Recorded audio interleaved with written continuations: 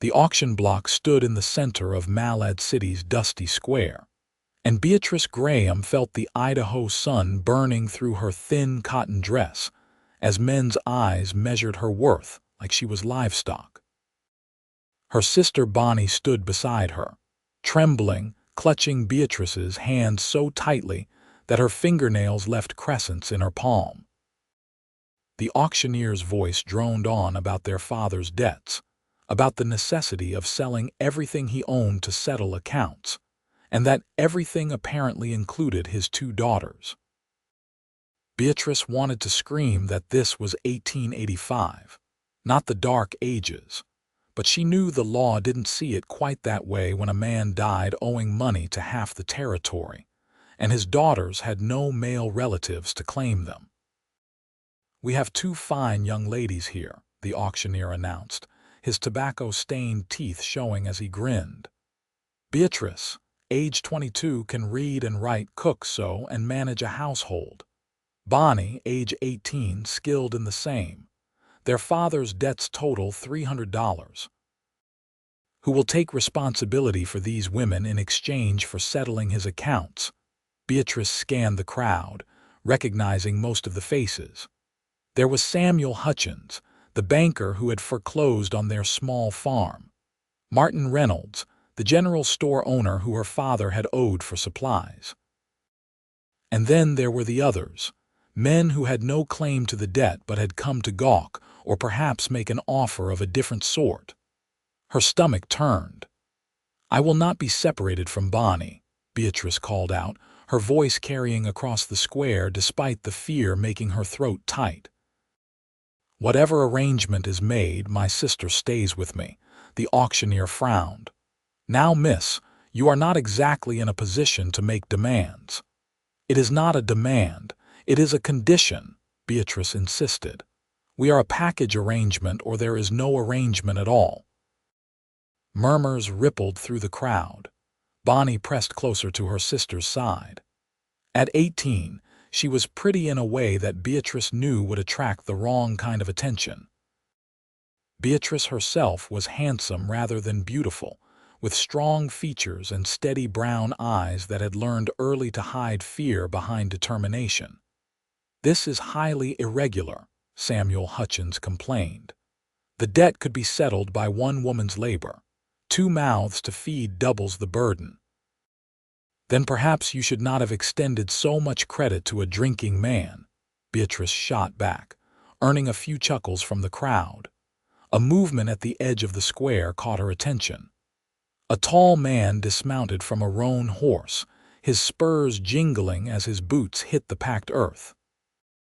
He wore dusty trail clothes and a hat pulled low, but even from a distance, Beatrice could see the strong line of his jaw and the confident way he carried himself. He pushed through the crowd with polite but firm determination.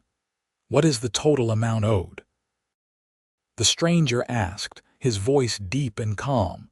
The auctioneer consulted his papers. $300, plus the cost of burial for Thomas Graham, which brings it to $325.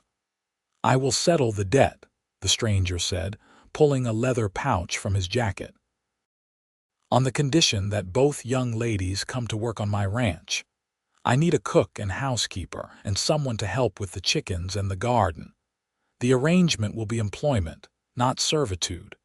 They will receive room, board, and a fair wage once the debt is worked off." Beatrice's heart hammered. She studied the stranger more carefully. He was perhaps 28 or 30, with sun-darkened skin and eyes the color of winter pine. His hands, counting out gold coins, were scarred and calloused but steady. There was something solid about him, something that spoke of a man who kept his word. "And what is your name, sir?" the auctioneer asked. "Nathan Miller." "I own the Double M Ranch about 8 miles north of here." Beatrice knew the place by reputation. It was one of the larger spreads in the area, primarily cattle with some horse breeding. She had never heard anything particularly bad about Nathan Miller, but then again, she had never heard much about him at all. He kept to himself mostly, came to town for supplies and minded his own business. The young ladies should have some say in this, Samuel Hutchins protested, though Beatrice suspected his objection had more to do with losing an opportunity than any concern for their welfare. Nathan Miller turned to look at Beatrice directly for the first time. His eyes were kind, she noticed, despite the hardness that years of outdoor work had etched into his features. "What do you say, Miss Graham? I can promise you honest work, fair treatment, and your sister's safety. I have a 4-bedroom house that is far too large for one man. There is plenty of room for both of you. You would have your own quarters, your privacy respected. In return, I need someone to cook decent meals and keep the place from falling into complete disorder. I have 3 ranch hands who bunk in the bunkhouse, and feeding everyone has become more than I can manage alongside running the ranch." Beatrice looked at Bonnie, whose blue eyes were wide with uncertainty. Then she looked back at the crowd, at the men who were watching with various degrees of disappointment or calculation. She thought about their options, which were precisely none. "We accept," Beatrice said firmly, "but I want it in writing. The terms of employment, the debt repayment schedule, everything." For the first time, Nathan Miller's stern expression softened into something that might have been respect. "Agreed. We can draw up papers at the land office right now if you would like. I would like that very much." An hour later, Beatrice and Bonnie sat in the back of Nathan Miller's sturdy wagon, their few possessions loaded beside them. The contract was signed and witnessed, stating clearly that they were employees, not property, that they would work off the debt at a rate of $15 per month combined, and that after the debt was settled, they would continue to receive wages of $20 per month combined if they chose to stay. They had their own rooms, Sundays off, and the right to leave at any time once the debt was cleared. It was more than Beatrice had dared to hope for when she had woken up that morning. Nathan drove the wagon with easy competence, pointing out landmarks as they left Malad City behind. "That is the Peterson place. They run sheep mostly. That creek runs year-round, good water. Those mountains to the east, that is where we drive the cattle in summer for grazing." Bonnie was quiet, still overwhelmed by everything that had happened. Beatrice kept one arm around her sister's shoulders, offering silent comfort. "Have you owned the ranch long?" Beatrice asked, feeling like she should make some attempt at conversation with the man who had just become their employer. 5 years. Bought it with money I saved working cattle drives from Texas. It was smaller then, just the house and 100 acres. I have built it up to 500 acres now, about 200 head of cattle and some horses." He glanced back at them. "It is not easy work, but it is honest work. And it is mine." There was pride in his voice, the kind that came from building something with your own hands. Beatrice found herself warming to him slightly. At least he was not pretending this was some kind of rescue operation. It was a business arrangement, pure and simple. The Double M Ranch appeared as they crested a low hill. The house was larger than Beatrice had expected, a solid 2-story structure with a wide porch and real glass windows. There was a barn, a bunkhouse, several corrals, and various outbuildings. Everything looked well maintained, which said something about the man who ran it. "The hands are out on the range today," Nathan said as he pulled the wagon up to the house. "You will meet them at supper. There is Jake, he has been with me since the beginning, Tom, who is good with horses, and Paul, who is young but learning. They are decent men. I do not tolerate drinking, gambling, or rough behavior on my property." He helped them down from the wagon, his hands respectful and brief. Beatrice noticed that despite long hours in the saddle, he moved with a grace that suggested strength held in careful check.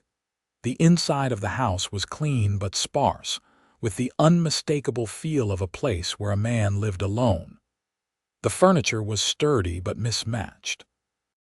The curtains were practical rather than decorative. The kitchen was large and well-equipped, but there was a layer of dust on surfaces that should have been wiped daily. "Your rooms are upstairs," Nathan said, carrying their trunk as if it weighed nothing. "You can have the 2 bedrooms on the east side. They get morning sun, and they are the farthest from my room, which is on the west end. There is a bathing room upstairs, which I had installed last year. The pump brings water up from the well." Beatrice felt another small knot of tension ease. Indoor plumbing was a luxury she had not expected. He showed them the bedrooms, which were simply furnished but clean. Each had a bed, a wardrobe, a washstand, and a window with a view of the mountains. "I will leave you to settle in. Supper is usually at 6. The hands will be hungry and they are used to my cooking, which means anything you make will seem like a feast." After he left, closing the door quietly behind him, Bonnie finally spoke. "What do you think, Bea? Did we make the right choice?" Beatrice went to the window, looking out at the ranch spread below. "I think we made the only choice available to us, but he seems fair. That is more than we could have hoped for." "He is handsome," Bonnie observed quietly. "Bonnie." "Well, he is, and he is not wearing a wedding ring." "Why do you think a man like that is not married?" Beatrice turned from the window. "That is none of our business. He is our employer. We are here to work to clear Father's debts and to figure out what comes next for us. Nothing more." But even as she said it, she found herself thinking about the quiet competence in Nathan Miller's hands, the unexpected kindness in his eyes, and the way he had stood up in the square and offered them both safety when he could have just as easily taken only one. They spent the afternoon exploring the kitchen and planning supper. The pantry was well stocked with basics but lacked the touches that made a meal special. Beatrice found flour, salt, dried beans, coffee, and jerked beef. There were potatoes in the cellar, and to her delight, she found someone had been maintaining a small herb garden near the kitchen door, though it was somewhat overgrown. "We can make biscuits," she told Bonnie, "and there is enough beef to make a stew. It will not be fancy, but it will be hot and filling." They worked together the way they had been working together since their mother died 6 years ago. Bonnie peeled potatoes while Beatrice got the fire in the stove going and started the biscuit dough. It felt good to have a task, something normal to focus on after the humiliation and fear of the morning. At 5:30, they heard horses approaching. Through the window, Beatrice could see Nathan and 3 other men riding in. They dismounted at the barn, saw to their horses with the kind of care that marked them as men who understood that their lives might depend on their mounts, and then headed to the bunkhouse, presumably to wash up. Nathan came to the main house, climbing the steps to the porch. Beatrice heard him at the wash basin outside, the splash of water, before he knocked lightly and entered his own home. "Something smells good," he said, and there was genuine pleasure in his voice. "Stew and biscuits," Beatrice replied, wiping her hands on the apron she had found hanging in the kitchen. "Nothing fancy, but it should be filling. Fancy is not necessary. Edible is a vast improvement over what I have been managing." He hesitated, then added, "The men will eat in the bunkhouse unless you prefer to serve everyone here. Either way is fine with me." Beatrice considered. "Why don't we serve the men in the bunkhouse for now? Once we get a better sense of the routine, we can decide what works best." Nathan nodded. "I will let them know. They will be pleased regardless." He was right. When Beatrice and Bonnie carried the pot of stew and basket of biscuits to the bunkhouse, the 3 ranch hands greeted them with enthusiasm that bordered on reverence. Jake was perhaps 40, weathered and lean with kind eyes. Tom was younger, maybe 25, with an easy smile. Paul could not have been more than 19, and he blushed red when Bonnie handed him his plate. "Madam, "This is the finest meal I have had since leaving my mother's house," Paul said earnestly. "It is just stew," Beatrice replied, but she could not help smiling. "You have not eaten Nathan's stew," Jake said dryly, earning a glare from their employer.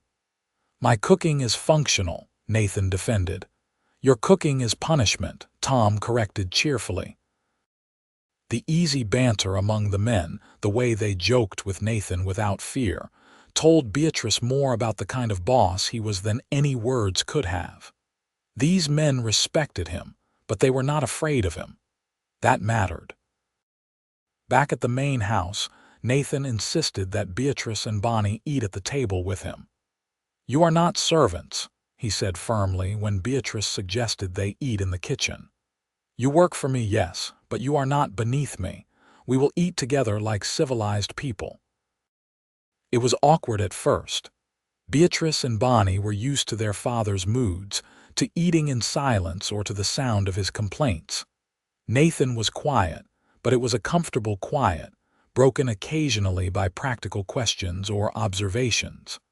"How long have you been managing a household?" he asked Beatrice. "Since I was 16, after our mother passed.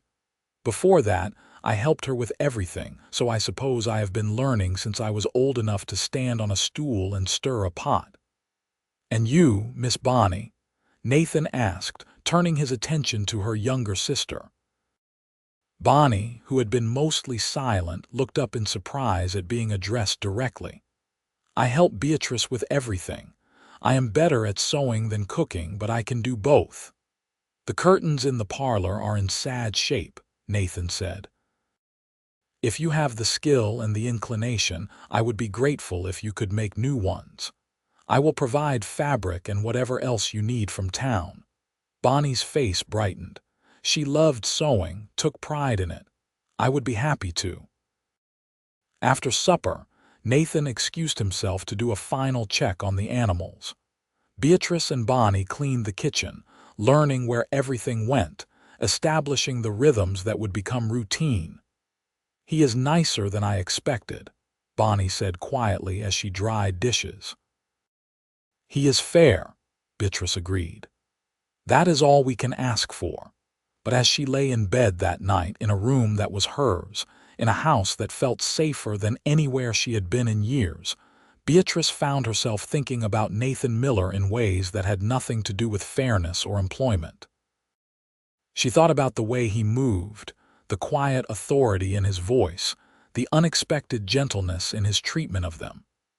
She thought about the fact that he had not hesitated to take both of them, when taking one would have been more economical.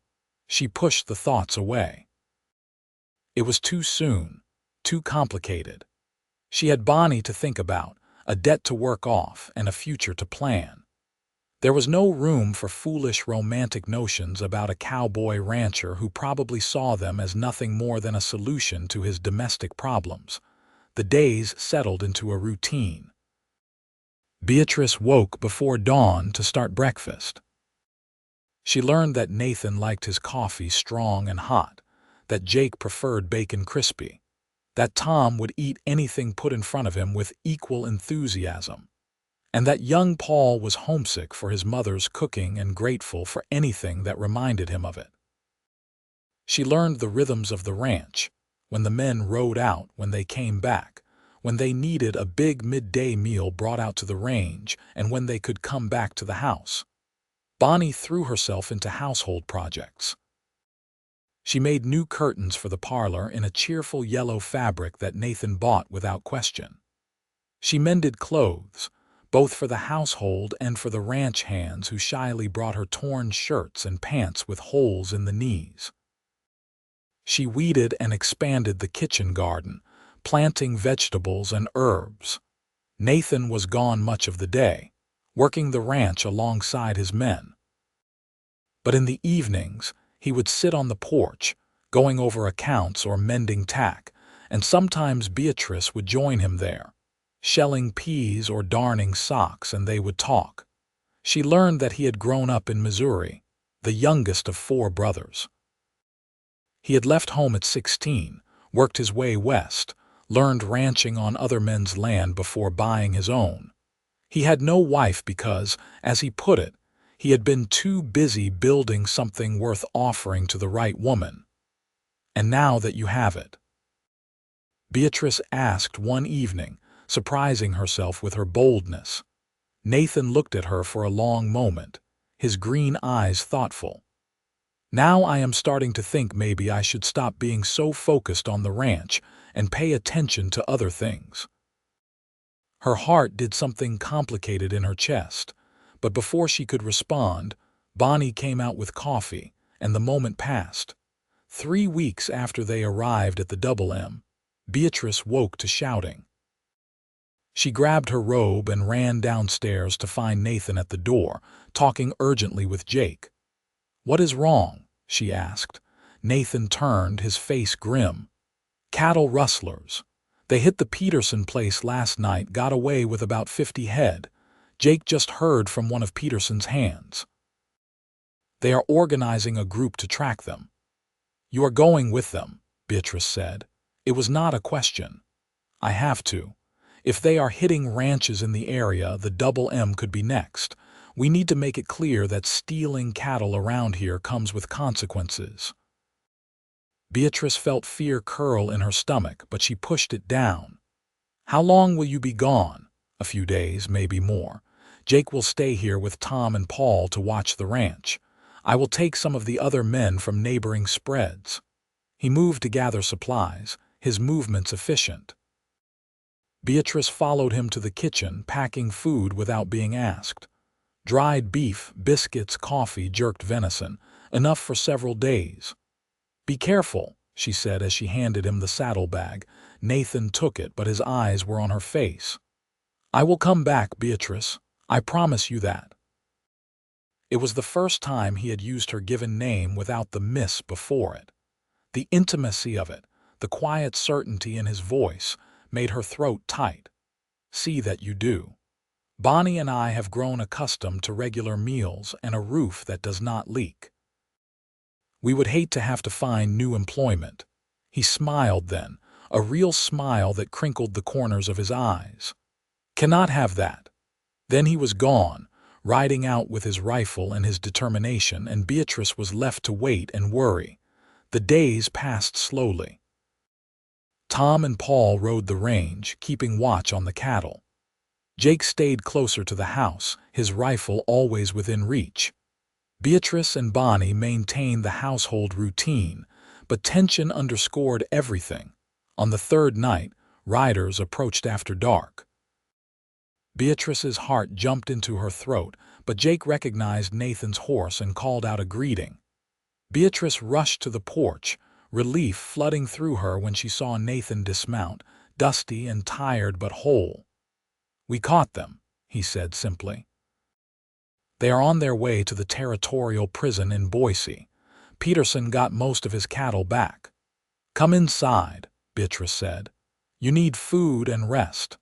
Nathan let her fuss over him, eating the stew she heated and drinking the coffee she poured. His eyes followed her around the kitchen, and Beatrice was acutely aware of his attention.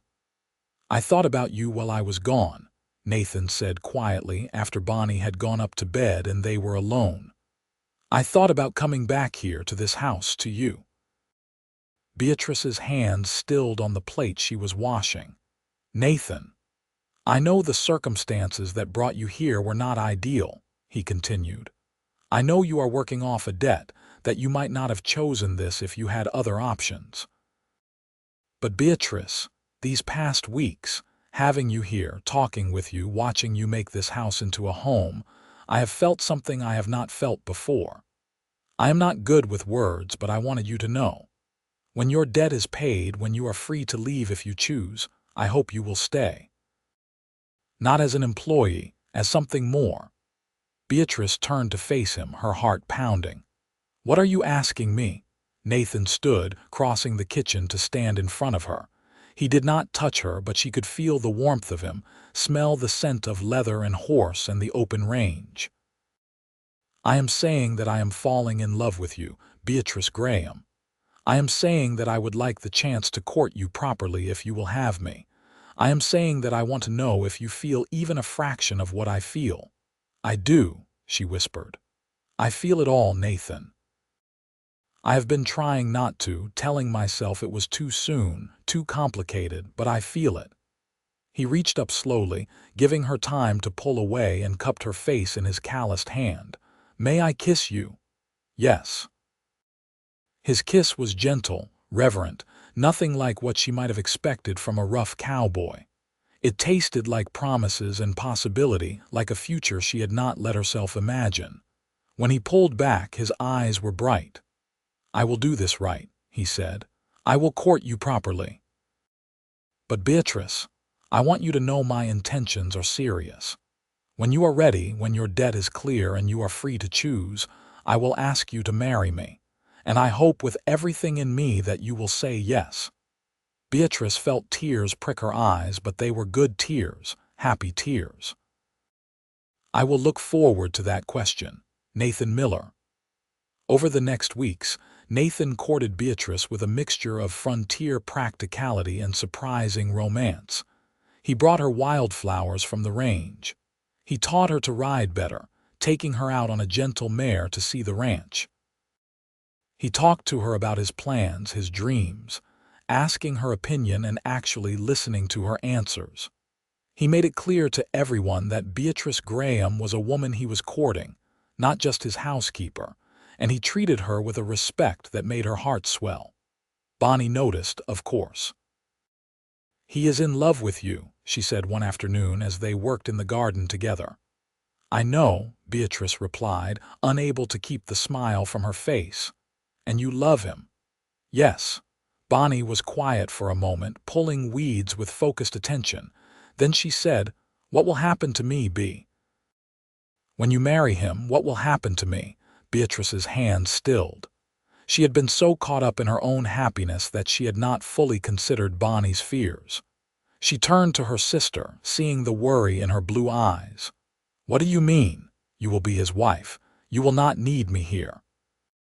"Will I have to leave, find somewhere else to go?" "Bonnie, no." Beatrice pulled her sister into a hug. "You are my family. Where I go, you go, always." "But Nathan might not want." "Nathan knows exactly what he is getting," Beatrice interrupted firmly. "You and I are a package.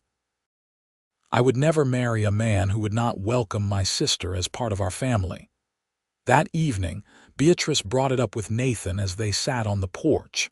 "I need to talk to you about something important." "All right." He set aside the bridle he was repairing and gave her his full attention. "Bonnie is worried. She is afraid that when we marry, there will not be a place for her here." Nathan frowned. "Why would she think that?" "Because she is 18, Nathan.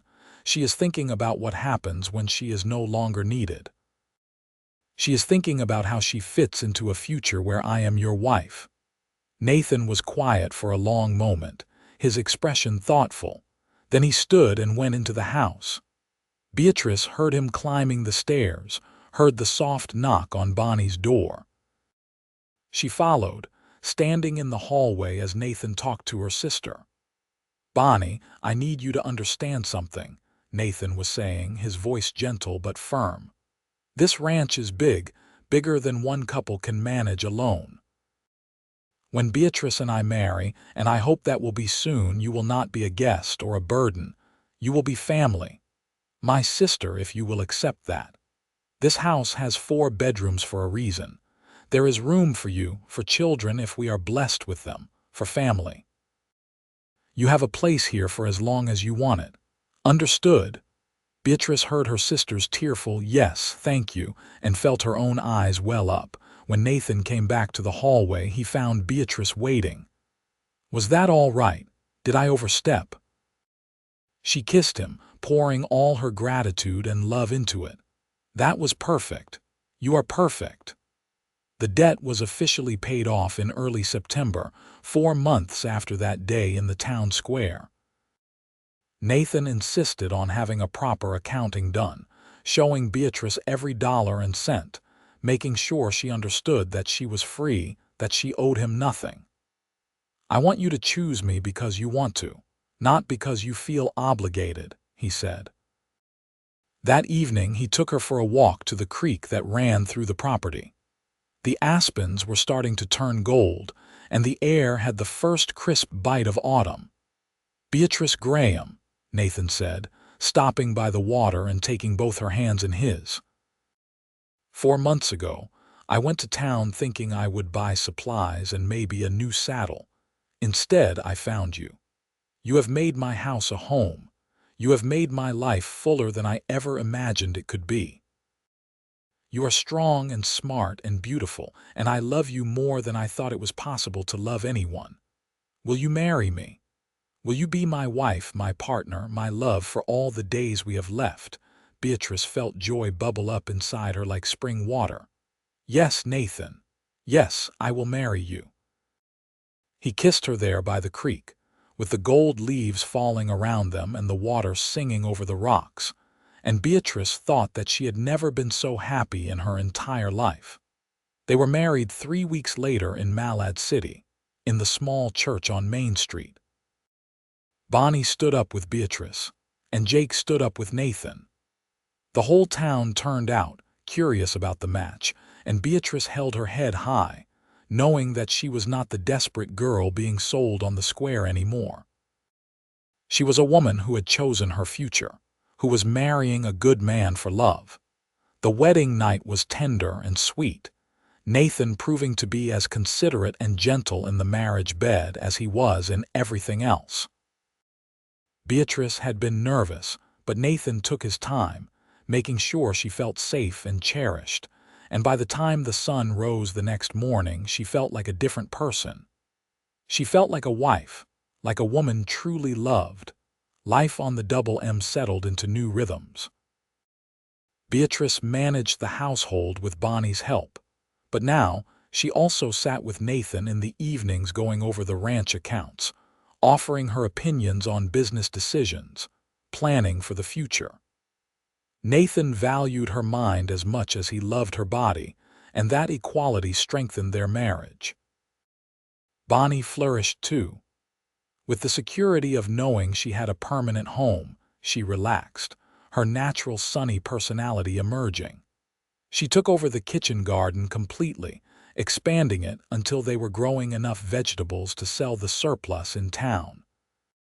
She learned to help with the chickens and the dairy cow Nathan bought, making butter and cheese that became locally famous. Young Paul developed a hopeless crush on Bonnie, following her around like a puppy whenever his work allowed. Beatrice watched with amusement as her sister navigated his attention with kindness but no encouragement. Bonnie, it seemed, had her own ideas about her future, and they did not include a 19-year-old cowhand, however sweet he might be. Winter came, and with it the hard work of keeping livestock alive through snow and cold. Beatrice learned what it meant to be a rancher's wife, the worry when Nathan was out in storms, the relief when he came home safe. She learned to read the signs of weather in the sky, to help with emergency births of calves, to shoot a rifle well enough to protect the house if needed. In February, Beatrice realized she had missed her monthly courses. She waited another month to be sure, then told Nathan one night as they lay in bed, his arm around her shoulders. "I am with child," she whispered. She felt Nathan go still, then he sat up, lighting the lamp so he could see her face. "Are you sure?" "As sure as I can be." "I think the baby will come in early autumn." Nathan's face broke into the widest smile she had ever seen. He kissed her, gentle because she was precious cargo now, and then he laughed, pure joy in the sound. "We are going to have a baby. Beatrice, we are going to have a baby. Are you happy?" She asked, though she could see that he was. Happy does not begin to cover it. I am over the moon. I am ready to ride to town right now and tell everyone. I am ready to build a cradle and buy every baby thing in the territory. I am terrified and thrilled and so in love with you I can barely stand it. Beatrice laughed, pulling him back down beside her. "Maybe we wait until morning for the ride to town, and we tell Bonnie first." Bonnie cried happy tears when they told her, hugging Beatrice carefully and then surprising Nathan by hugging him too. "I am going to be an aunt. I am going to make the baby so many clothes. Oh, Bea, this is wonderful." The pregnancy progressed well. Beatrice felt tired at first, then energized, then heavy and awkward as summer turned to fall. Nathan was attentive to the point of being overprotective, trying to keep her from lifting anything heavier than a teacup, until Beatrice firmly told him that she was pregnant, not made of glass, and she would go mad if he did not let her continue with reasonable activities. The baby came in late September, during the golden season when the aspens turned and the air smelled of changing times. The labor was long and hard, attended by the midwife from town and by Bonnie, who held Beatrice's hand and wiped her forehead, and told her she was doing wonderfully, even when Beatrice was sure she was dying. Nathan waited downstairs, pacing the parlor with Jake to keep him company. Every cry from upstairs made him flinch, and Jake finally poured him a whiskey just to give him something to do with his hands. "Women have been doing this since the beginning of time," Jake said reasonably. "Not my woman." "Not Beatrice," Nathan replied, his face pale. When the baby's cry finally rang out, strong and healthy, Nathan nearly fell over in relief. Bonnie came to the top of the stairs, her face flushed and happy. "You have a son, Nathan. A big, healthy, beautiful son, and Beatrice is tired but well." Nathan took the stairs 2 at a time. The midwife met him at the bedroom door, smiling. "You can go in, Mr. Miller. Just be gentle. She has been through a battle." Beatrice was propped up in bed, exhausted but radiant, holding a bundle of blankets. Nathan approached like he was walking on sacred ground, his eyes fixed on his wife and the child in her arms. "Meet your son," Beatrice said softly, turning the bundle so Nathan could see the tiny red face, the dark hair, the miniature fingers curled into fists. Nathan sat carefully on the edge of the bed, reaching out to touch the baby's hand. Immediately, tiny fingers wrapped around his large, calloused one, holding tight. Nathan felt his heart crack open with a love so fierce it hurt. "He is perfect," Nathan whispered. "You are perfect." "Beatrice, I cannot believe this. He is ours." "What should we name him?" Beatrice asked. They had discussed names, but suddenly none of the ones they had considered seemed right. Nathan looked at his son, thinking about the future, about the legacy he wanted to leave, about the values he wanted to pass on. "Noah," he said. "Noah Thomas Miller.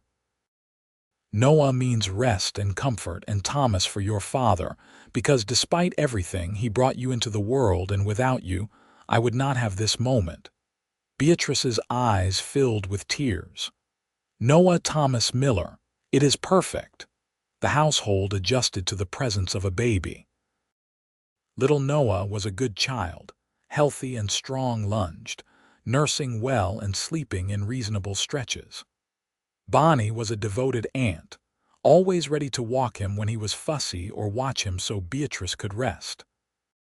Nathan was a natural father, gentle and patient, coming in from the range to hold his son, talking to him about cattle and horses and the land that would one day be his. Beatrice would find them in the nursery, Nathan in the rocking chair with Noah on his chest, both of them asleep, and her heart would swell with love.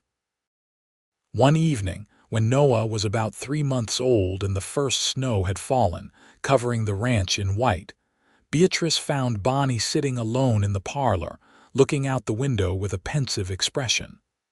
"What are you thinking about?" Beatrice asked, settling beside her.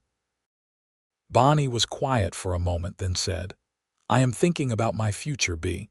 You have Nathan and Noah now. You have a family of your own. And I am so happy for you, truly I am. But I wonder sometimes what my future holds." "You could stay here forever if you wanted," Beatrice said. "You know that, I know, and I am grateful. But I do not want to be the spinster aunt living on my brother-in-law's charity. I want what you have.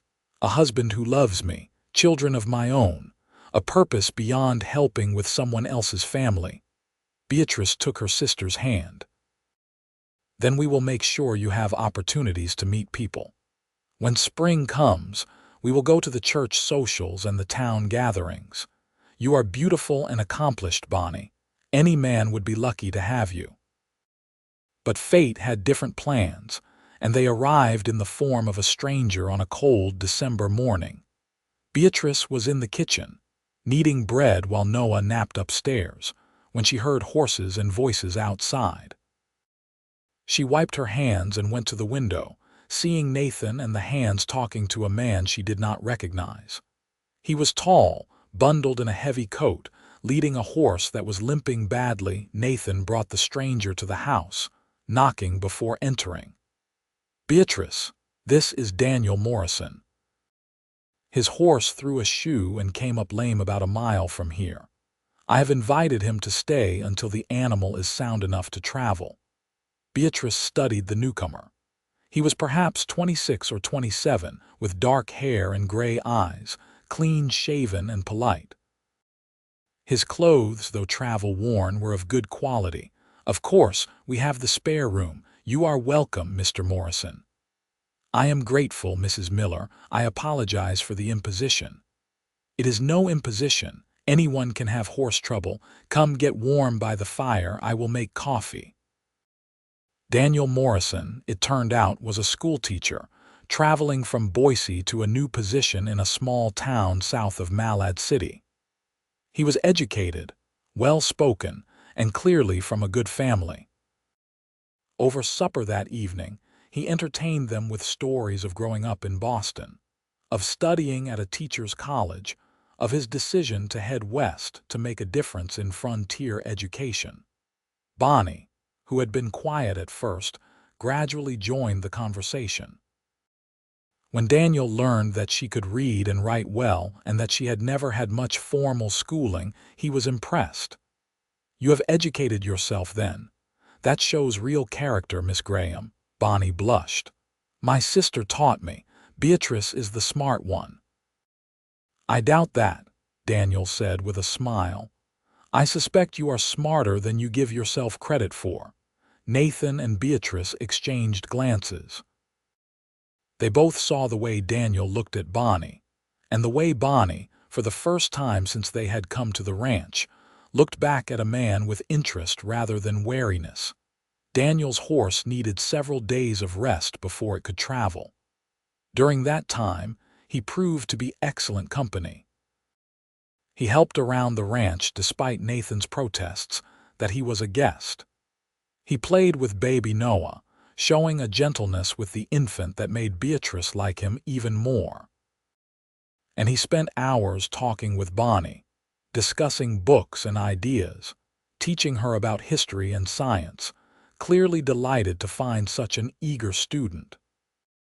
On the third evening, Nathan and Beatrice gave them privacy, taking Noah for a walk around the barn even though it was cold, just to leave Bonnie and Daniel alone in the parlor. "He is a good man," Nathan observed. "Educated, kind, employed. He comes from a good family." "And he looks at Bonnie like she hung the moon." "And she looks at him the same way," Beatrice agreed. "But he is leaving in a day or two. What if nothing comes of it?" But Daniel Morrison was braver than they gave him credit for. The next morning, he asked Nathan for permission to speak with Bonnie privately. Nathan granted it, and Beatrice watched from the kitchen window as Daniel and Bonnie walked to the garden, deep in conversation. They were out there for a long time. When they finally came back, both were smiling and Bonnie's cheeks were pink with more than just cold. That evening, Daniel asked to speak with Nathan and Beatrice together. "I know this is sudden," he said, his nervousness showing despite his formal speech.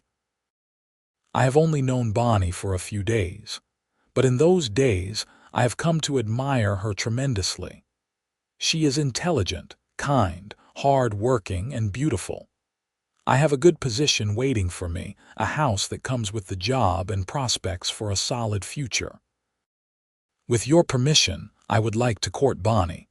I will be working only 30 miles from here. I can visit regularly, right often, and after a proper courtship period, if she will have me, I would like to marry her." Beatrice looked at Bonnie, whose eyes were bright with hope. "Is this what you want?" she asked her sister. "Yes," Bonnie said firmly. "I know it is fast, Bea, but I have never felt like this before. When I talk to Daniel, I feel seen. He listens to my ideas like they matter. He makes me want to learn and grow. And he makes me feel like I am enough exactly as I am." Nathan cleared his throat. "As Bonnie's brother-in-law and the head of this household, I will say this. Daniel, you seem like a good man, but Bonnie is precious to us. If you hurt her, if you treat her with anything less than the respect and love she deserves, you will answer to me." "Is that clear?" "Perfectly clear, sir," Daniel replied seriously. "And I give you my word that I will spend my life making her happy if she will let me." "Then you have my blessing," Nathan said. Beatrice hugged her sister tight. "You are sure about this?" "I am sure," Bonnie whispered. "For the first time in my life, I am sure about something that is mine alone." Daniel left 2 days later, but not before extracting a promise from Bonnie that she would write to him, and securing an invitation to return for Christmas. Bonnie walked around the house in a daze for days after, reading and rereading the letter Daniel sent as soon as he reached his destination. Christmas brought Daniel back, and with him a formal proposal. He had saved his money, bought a simple but beautiful ring, and asked Bonnie to marry him in front of the Christmas tree that Nathan had cut and Beatrice had decorated. Bonnie said yes through happy tears, and they set a wedding date for May, when the weather would be good for travel and the ranch would be entering its easier season. The months passed in a flurry of preparation. Bonnie sewed her own wedding dress, a beautiful creation of ivory silk that Beatrice had insisted on buying for her in Boise. Daniel visited whenever he could, and Beatrice and Nathan watched with satisfaction as the courtship progressed with affection and respect on both sides. In May, the wedding took place at the Double M Ranch. It was a beautiful spring day, the meadows full of wildflowers, the sky impossibly blue. Bonnie was a radiant bride, and Daniel could not take his eyes off her. They spoke their vows in the parlor, with the circuit preacher officiating and half the county in attendance. Beatrice stood beside her sister, holding Noah, who was now 8 months old and trying to grab everything within reach. As she watched Bonnie promise to love and honor Daniel Morrison, she thought about how far they had both come from that terrible day in the town square. After the wedding, as the party spilled out onto the porch and lawn, Daniel sought out Beatrice and Nathan. "I want to thank you," he said seriously, "for taking Bonnie in, for giving her a home and a family, for raising her to be the amazing woman she is. I know the circumstances that brought you together were not easy. But because of your kindness, because you had room in your home and your hearts for both sisters, I have found the love of my life. I will spend every day making sure Bonnie knows she made the right choice." Beatrice felt tears prick her eyes. "Love her well, Daniel. That is all I ask." "I will," he promised. "I swear to you I will." Bonnie and Daniel left the next day for their new home. Beatrice cried as she hugged her sister goodbye, even though she knew it was not really goodbye. They would visit often and Bonnie would be happy. But still, it was the end of an era, the closing of a chapter. Nathan held Beatrice as they watched the wagon disappear down the road. "She will be all right," he said softly. "You raised her well, and Morrison is a good man. He will take care of her." "I know," Beatrice said, wiping her eyes. "I am happy for her. I just miss her already." "The house will be quieter," Nathan agreed. Then he grinned. "Of course it might not stay quiet for long. Beatrice looked at him in confusion, then understanding dawned. "You know, I have been married to you for over a year, Beatrice. I know the signs, and you have been tired in the mornings in particular about foods. So yes, I know, or at least I suspect." Beatrice laughed, shaking her head. "I was going to tell you tonight. Yes, I am pregnant again. The baby should come in the winter around January or February." Nathan swept her up, spinning her around, making her laugh, and Noah clap his hands in delight. "Another baby. Beatrice, our family is growing." "It is," she agreed. "And I am happy. So happy, Nathan." The second baby, a daughter they named Nora Grace, arrived in February during a snowstorm. She was smaller than Noah had been, but fierce from the start, with Nathan's green eyes and Beatrice's determination. Noah, now a toddler of 16 months, was initially suspicious of this new creature who took his mother's attention, but he quickly became a protective older brother. Bonnie and Daniel came to visit when Nora was a month old, bringing news of their own. "We are expecting a baby too," Bonnie announced, glowing with happiness. "In late summer." The sisters hugged and cried and talked about their children being close in age, about raising them together despite the distance, about how life had given them everything they had dreamed of and more. Over the years, the Double M Ranch thrived. Nathan proved to have a gift for horse breeding in addition to cattle ranching, developing a line of sturdy, intelligent animals that were sought after throughout the territory. Beatrice managed the household with efficiency and grace, and when Idaho achieved statehood in 1890, she and Nathan celebrated by buying more land and expanding the ranch to nearly 1,000 acres. Noah grew into a serious boy who loved the ranch and the animals, already showing signs of his father's steady leadership. Nora was wild and adventurous, the child who would climb anything and explore everywhere, giving her parents heart attacks on a regular basis. In 1891, twins arrived, 2 boys they named Nathaniel and Nicholas. The household was chaos with 4 children under 7, but it was joyful chaos. Nathan built an addition onto the house, adding more bedrooms and a larger kitchen. Jake retired from active ranch work, but stayed on as foreman, teaching the younger hands. Tom married a girl from town and brought her to live in a small house Nathan built on the property. Paul eventually got over his crush on Bonnie and married a widow with 2 children, settling on a homestead near Pocatello. Bonnie and Daniel had 3 children, and they visited the Double M regularly, their children and Beatrice's growing up together, as close as siblings despite living in different towns. In the summer of 1895, 10 years after that day in the town square, Beatrice stood on the porch of the Double M, watching Nathan teach Noah how to rope a calf while Nora helped by getting in the way, and the twins tumbled in the grass with the dogs.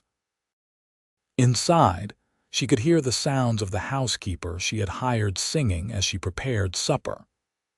Beatrice no longer did all the household work herself. With 4 children and a growing ranch, she and Nathan had agreed to hire help. Now Beatrice's days were spent managing the household staff, keeping the books for the ranch, raising her children, and working alongside Nathan as a true partner in the business. She heard a wagon approaching and smiled, recognizing it. Bonnie and Daniel were visiting for the week, bringing their children. The house would be overflowing with noise and love, and Beatrice would not have it any other way. As the wagon pulled up, children spilling out before it even fully stopped, Beatrice thought about that terrified girl standing on an auction block, begging not to be separated from her sister. She thought about the quiet cowboy who had stepped forward and said, "This ranch has room for both." Nathan climbed the porch steps, leaving the children with the hands, and slipped an arm around her waist. "What are you thinking about?" "I am thinking about how far we have come," Beatrice said, leaning into his solid warmth. "I am thinking about that day in town and how scared I was and how you saved us." "You saved yourself," Nathan corrected gently. "You stood up there and demanded that you and Bonnie stay together.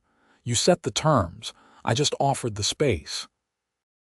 "You offered so much more than that," Beatrice said, turning to kiss him. "You offered safety and respect and eventually love. You gave Bonnie a home until she found her own happiness. You gave me a life I never dreamed I could have."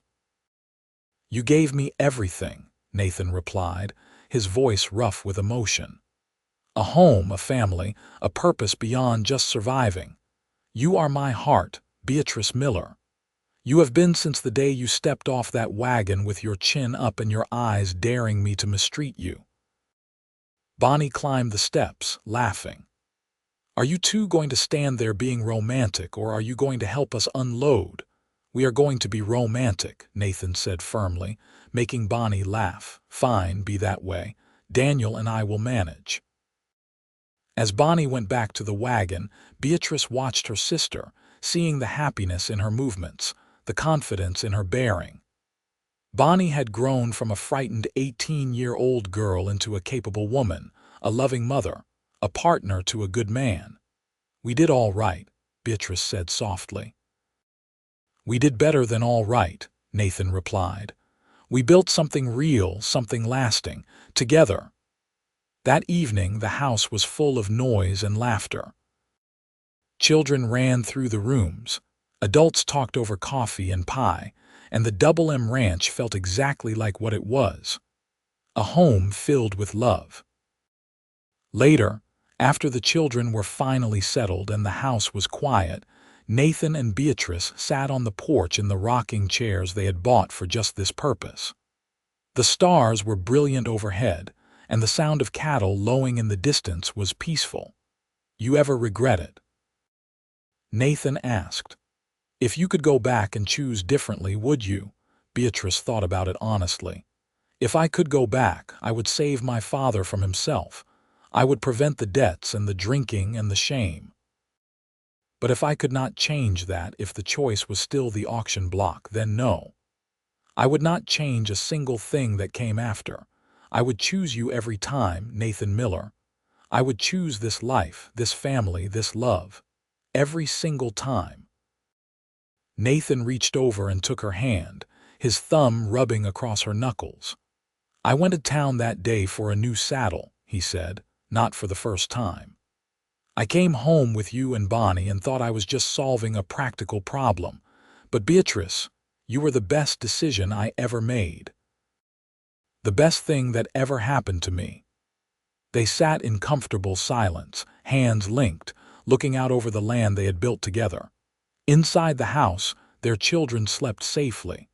Across the territory, Beatrice's sister slept safely in her own home. The debts that had once defined them were long paid and forgotten. The fear and uncertainty of those early days had transformed into security and joy. The Double M Ranch had indeed had room for both sisters, but it had become so much more than just a physical space. It had become a place where wounded hearts could heal, where frightened girls could become strong women, where a quiet cowboy could become a devoted husband and father. It had become a testament to the truth that sometimes the worst moments of our lives lead us to the best parts of our future. Years continued to pass, marked by the seasons that governed ranch life. Noah grew tall and capable, taking on more responsibility as he reached his teenage years. He had his father's steadiness and his mother's sharp mind, and it was clear that the Double M would be in good hands when the time came. Nora, true to her wild nature, became an accomplished rider and showed a gift for training horses. By the time she was 12, she was working alongside Nathan with the young colts, gentle and patient despite her own fiery temperament. The twins, Nathaniel and Nicholas, were inseparable, sharing a language all their own. They were the mischief makers of the family, always getting into scrapes but always together, always loyal to each other the way Beatrice and Bonnie had been. In 1899, as the century drew to a close, Beatrice found herself pregnant once more, a surprise after 4 years. This baby, another daughter they named Nancy, was the family's delight, doted on by her older siblings. Bonnie's family grew as well, and the cousins remained close despite the distance. Summer visits to the Double M became tradition, with the house overflowing with children and laughter. Jake passed away peacefully in 1901, at the age of 65. The whole county turned out for his funeral, a testament to the man he had been. Nathan took it hard, losing the man who had been with him from the beginning. But he honored Jake's memory by establishing a fund to help aging ranch hands who had no family to support them. Tom's children grew up on the ranch, and when Tom himself was thrown from a horse and injured badly enough that he could not do heavy ranch work anymore, Nathan made him the ranch foreman, ensuring his family's security. Through it all, through the joys and the sorrows, the triumphs and the challenges, Nathan and Beatrice's love remained constant. It deepened and matured like good wine, becoming richer with time. They still sat on the porch in the evenings, still talked about their days, still reached for each other in the night. On their 20th wedding anniversary in 1905, Nathan took Beatrice to Boise for a week, leaving the children in Bonnie and Daniel's care. It was their first real trip alone together, and they enjoyed it thoroughly, staying in a nice hotel, eating in restaurants, attending a theater performance. But both of them were happy to come home, to the noise and chaos of their large family, to the land they had built a life on. 20 years, Beatrice said as they drove up to the ranch house, seeing their children waiting on the porch. "Can you believe it? Best 20 years of my life," Nathan replied. "And I am looking forward to 20 more and 20 after that." Noah had grown into a young man of 21, and he had his eye on a girl from town, the daughter of the feed store owner. When he nervously asked his parents for advice on courting, both Beatrice and Nathan shared their own story, the unusual beginning that had led to such a strong marriage. "The point is not how it starts," Nathan told his son. "The point is how you treat each other every day after. Your mother and I started in circumstances that were far from ideal, but we chose every day to build something good together. That is what makes a marriage work." Noah took the advice to heart, courting his girl with patience and respect. When he married her in 1907, it was with his parents' blessing and the whole ranch celebrating. The house Nathan built an extension onto years ago became Noah and his wife Sarah's home after their marriage. It gave the young couple privacy while keeping them close, and Beatrice loved having her daughter-in-law nearby. Nora, independent and strong-willed, announced at 16 that she wanted to go to the State University in Moscow to study animal husbandry. Nathan nearly had apoplexy at the idea of his wild daughter living so far away, but Beatrice supported her. "She is brilliant with animals, Nathan. Let her learn, let her grow. She will come back to us, but she needs to spread her wings." Nathan grumbled but agreed, and Nora became the first woman in the family to attend university. She thrived there, coming home with ideas about breeding programs and animal nutrition that actually improved the ranch's operations. The twins went into the Army together in 1910, serving their country for a few years before coming home to work the ranch. They had seen the world, but they agreed that there was no place like the Double M. Nancy, the baby of the family, grew up surrounded by siblings and parents who adored her. She was the gentle one, the peacemaker with a gift for bringing people together. In 1912, Beatrice was 49 years old and Nathan was 55. Their hair was graying, their hands were weathered, but their love was as strong as ever. They had 6 grandchildren now, from Noah and Sarah, with more on the way. One evening, as they sat on their beloved porch, watching the sunset paint the mountains gold, Beatrice said, "If someone had told me that day in the town square that my life would turn out like this, I would not have believed them." "No," Nathan asked, smiling. "No. I would have thought it was too good to be true. Too much happiness, too much love, too much blessing for one lifetime. And now I know that sometimes life gives you exactly what you need, even if it does not come in the package you expected. I needed you, Nathan. I needed this place, this life. And somehow, miraculously, I got it all." Nathan pulled her close, kissing her temple. "I am the one who got the miracle, Beatrice. You walked into my life and filled all the empty spaces I did not even know were there. You gave me children and a home and a purpose beyond just working myself into the ground. You gave me everything." Bonnie and Daniel visited that summer, celebrating their own 25th wedding anniversary. The two couples sat together on the porch, watching their children and grandchildren play in the yard.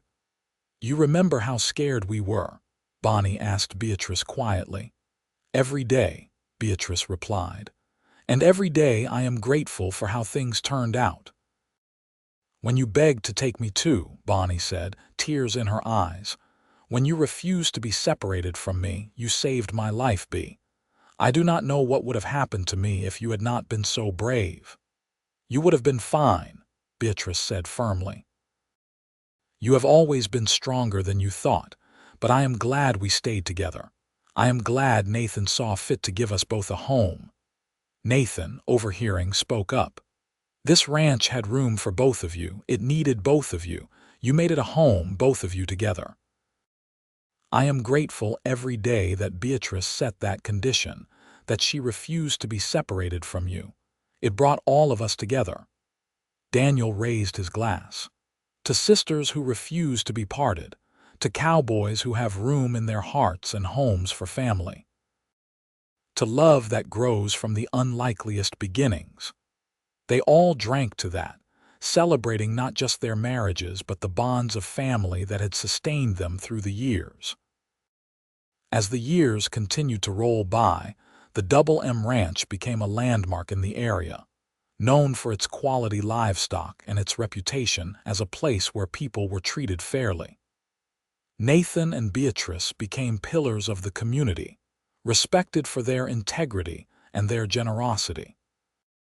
When the Great War came, the twins were too old to be called up again, but they contributed to the war effort by selling cattle to the army at fair prices. Noah ran the ranch alongside his father, and together they navigated the challenges of wartime shortages and demands. In 1920, Beatrice turned 57 and Nathan was 63. He was slowing down, no longer able to work dawn to dusk the way he once had, but he was still vital, still engaged with the ranch he loved. That summer, they celebrated their 35th wedding anniversary with a party that drew people from all over the county. Their children and grandchildren were there, along with Bonnie and Daniel and their family. Friends and neighbors came to honor the couple who had built such a remarkable life together. As Beatrice stood in the middle of the celebration, surrounded by the family that had grown from her and Nathan's union, she thought about the frightened 22-year-old girl who had stood on an auction block and demanded that her sister be included in whatever arrangement was made. She thought about the quiet cowboy who had stepped forward and said, "Yes, this ranch has room for both." She thought about the journey from that moment of desperation to this moment of overwhelming joy. Nathan found her in the crowd, his eyes seeking hers the way they had for 35 years. He made his way to her side, taking her hand. "Happy?" he asked. "Happier than I ever dreamed possible," she replied honestly. "I love you, Beatrice Miller. I have loved you from the moment you stood on that wagon with your chin up and your eyes flashing, daring the world to break you. I love you, Nathan Miller. You gave me everything. Safety, respect, love, family, a home. Everything. He kissed her there in front of everyone, a sweet, gentle kiss that spoke of decades of partnership and devotion. The crowd cheered, and their children groaned good-naturedly, and the party went on. As the sun set on that perfect day, as the last guests departed and the family settled in for the night, Beatrice and Nathan returned to their porch, to their rocking chairs, to their ritual of ending the day together. 35 years, Beatrice mused. Where did the time go? Into this, Nathan said, gesturing at the house full of their sleeping children and grandchildren. Into the ranch, into each other, into building a life worth living. Do you have any regrets? Beatrice asked. Nathan considered. I regret that my parents did not live to see what I built, to meet you and the children. I regret the hard winters and the dry summers and the cattle we lost. But about us, about you and me, not a single regret, Beatrice, not one. Nor do I, she said softly. I would do it all again, exactly the same way, just to end up here with you. They sat in the gathering darkness, hands linked, hearts full, surrounded by the evidence of a life well lived and a love that had stood the test of time. Nathan and Beatrice continued to thrive together for many more years. They watched their grandchildren grow, celebrated the marriages of Nora and Nancy, welcomed more great-grandchildren into the family. The Double M Ranch passed to Noah's capable hands as Nathan gradually retired, though he never stopped being involved in the place he had built. Bonnie and Daniel remained close, visiting often, their own children and grandchildren becoming an extended part of the Double M family. The two sisters, who had clung to each other on an auction block 40 years earlier, remained best friends, talking weekly by telephone once the lines reached the ranch, visiting as often as possible. In 1928, Nathan fell ill. It was a hard winter, and the cold settled into his lungs. Beatrice nursed him with devotion, rarely leaving his side. The whole family gathered, knowing that the man who had built so much was reaching the end of his time. On a February morning, with snow falling softly outside and Beatrice holding his hand, Nathan Miller passed away peacefully at the age of 71. He was surrounded by his children, his grandchildren, and the woman he had loved for 43 years. The funeral was the largest Malad City had ever seen. People came from across Idaho and beyond to pay their respects to a man who had lived with integrity, who had built a legacy of fairness and hard work, who had loved his family with unwavering devotion. Beatrice grieved deeply, but she did not break. She had Nathan's strength in her, and she had her family around her. Noah ran the ranch with his father's values, ensuring that the Double M continued to thrive. The other children supported their mother, gathering around her the way she had always gathered around them. Bonnie came and stayed for months, the two sisters finding comfort in each other, the way they always had. He was a good man, Bonnie said one evening as they sat on the porch, wrapped in blankets against the cold. The best man, Beatrice agreed. He saved us, Bonnie. That day in town, he saved us both. And you saved him right back, Bonnie pointed out. He said it himself many times. Before you, he was just surviving, just working. You gave him a life worth living. Beatrice lived for 10 more years after Nathan's death. She remained sharp and engaged, helping Noah with the ranch management, doting on her grandchildren and great-grandchildren, maintaining her close relationship with Bonnie. She never remarried. She had found her great love, and she was content to live on the memories and the legacy they had built together. In the spring of 1938, Beatrice Graham Miller passed away peacefully in her sleep at the age of 75. She was buried next to Nathan on a hill overlooking the Double M Ranch, the place that had been her home for 53 years. At her funeral, Noah spoke about his parents' love story, about how it had started with an act of desperation and a cowboy's compassion, and had grown into something beautiful and enduring. He talked about how his mother had demanded that her sister be included, and how his father had simply said, "This ranch has room for both." "That was my father," Noah said, his voice thick with emotion. "He always had room. Room in his home, room in his heart, room in his life for people who needed it. And my mother matched him in every way. Together they built not just a ranch, but a family, a legacy, a love that will endure for generations." The Double M Ranch continued to thrive under Noah's stewardship and later under his children's. The story of Nathan and Beatrice became family legend, told and retold to each new generation. The porch where they had spent so many evenings remained a favored spot, and their descendants often sat there, looking out over the land, thinking about the courage it had taken to demand that family not be separated, and the generosity it had taken to say yes to that demand. Bonnie outlived her sister by 3 years, passing away at 78, surrounded by her own large family. Before she died, she made sure her children and grandchildren knew the story, knew how close she and Beatrice had come to being separated, knew how Nathan Miller's simple act of decency had saved them both and led to generations of happiness. The last thing Bonnie said, surrounded by her loved ones, was, "Tell Beatrice I am coming. Tell her I will see her soon, and Nathan too. Tell her thank you for never letting me go."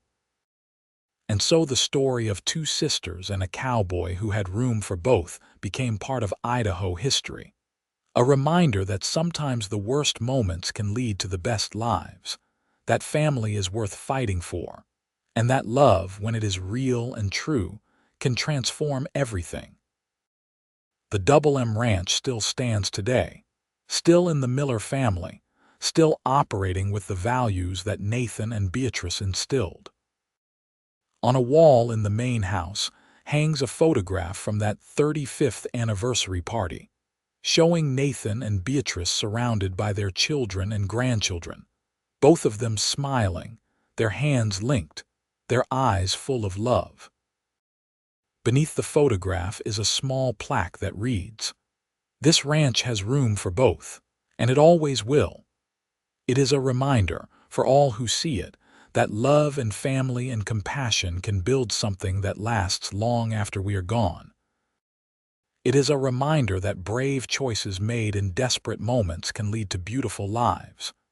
It is a reminder that sometimes, when someone says they need both, the right answer is simply, "Yes, there is room." And there always was room in that house, on that ranch, in those hearts, for both sisters, for love, for family, for a life that exceeded every dream they had dared to dream on that terrible and wonderful day in Malad City, Idaho, in the summer of 1885.